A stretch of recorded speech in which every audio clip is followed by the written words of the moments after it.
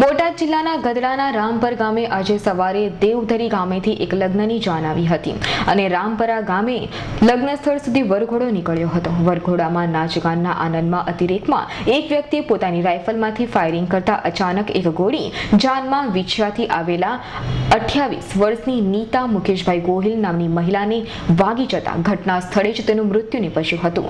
બનાવની જાણ થતાં પોલીસ ઘટના સ્થળે દોડી જઈ લાશનો કબજો લઈ પીએમ માટે ગઢડા રેફરલ હોસ્પિટલમાં મોકલી આપી ફરિયાદ નોંધી વધુ તપાસ હાથ ધરી છે। રામપરા ગામે દેવાભાઈ નાનુભાઈ સાંકળિયાની દીકરી કાજલના લગ્ન ગેલાભાઈ માધાભાઈ સોલંકી દેવધરી તાલુકો વિછિયા જિલ્લો રાજકોટ નાઓની સાથે આજે રામપરા ગામે